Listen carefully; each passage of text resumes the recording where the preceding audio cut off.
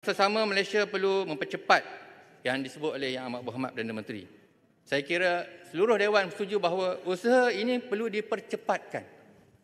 Bukan sekadar ke hulu ke hilir telefon sana sini kerap kali yang disebutkan oleh Perdana Menteri, tapi kena expedite the process, mempercepatkan kepelbagaian rantai yang berkalan dan memperkukuh hubungan dagang pelbagai hala di peringkat ASEAN, OIC dan Kerjasama Perkongsian Ekonomi RCEP dan CPTPP. Bacuk, saya minta Bacuk tarik balik tadi tu yang kata telefon ke hulu ke hilir tu. Itu maksudnya Perdana Menteri dia cakna, dia bertindak. Dia bekerja untuk menyelesaikan masalah tu. Saya nak minta Bacuk tarik balik. Sebab itu sangkaan buruk tu kepada Yang Amat Berhormat Perdana Menteri. Saya minta tarik balik. Apa perkataan yang salah? Saya minta tarik balik. Hulu Langat, sila duduk. Hulu Langat, sila duduk. Hulu Langat.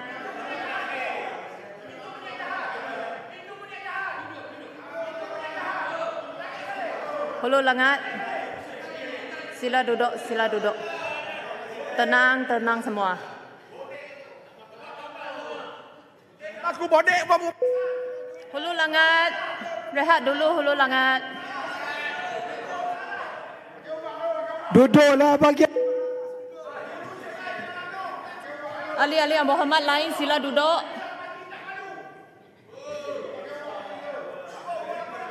Hulu Langat. Sila duduk. Melampau ni. Saya bukan sangka buruk pada PM, ini satu pujian. PM rajin luar negara, rajin telefon pemimpin luar negara, itu satu pujian, satu kehebatan. Apa ini ulangan? You duduk. You duduk. You duduk. You duduk.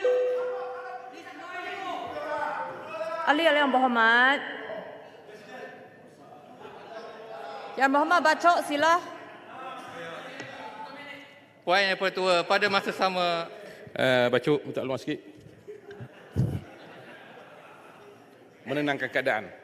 Terima kasih. Inilah Hulu Langat tu.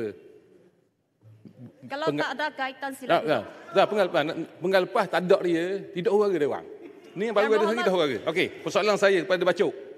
Apakah dalam memperkasakan usaha untuk hari ini perlu disegerakan pelantikan duta Amerika yang masih kosong sehingga sekarang? Apa pandangan Bacuk? Setuju, Lu Terengganu setuju.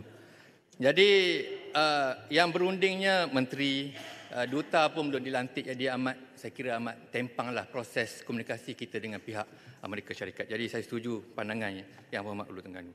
Saya terus landing Puan Yang Pertua, justru Parlimen Malaysia hendaklah menolak sebarang bentuk penindasan, dominasi atau pelakuan berat sebelah yang menjejaskan kebebasan kita dalam menentukan masa depan ekonomi negara. Segala bentuk rundingan perdagangan, respon dan tindakan terhadap dasar tarif luar hendaklah dinilai dari aspek kedaulatan ekonomi negara.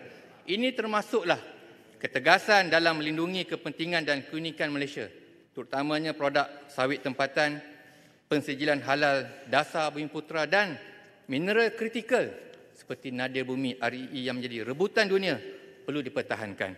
Berniaga kain ke hujung desa, saya bagi pada Hulu Langatlah jawab kat luar nantilah.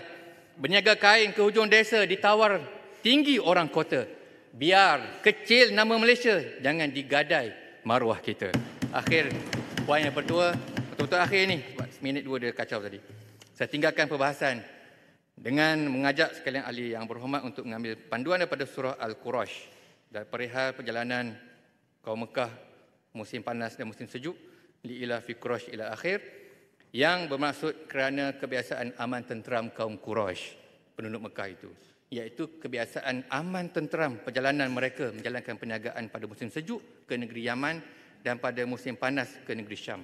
Maka hendaklah mereka menyembah Tuhan yang menguasai rumah ini, yakni Kaabah. Dialah Tuhan yang memberi penghidupan, menyelamatkan mereka dari kelaparan dan mengamankan mereka dari ketakutan. Terima kasih, Puan Yang Pertua. Terima kasih.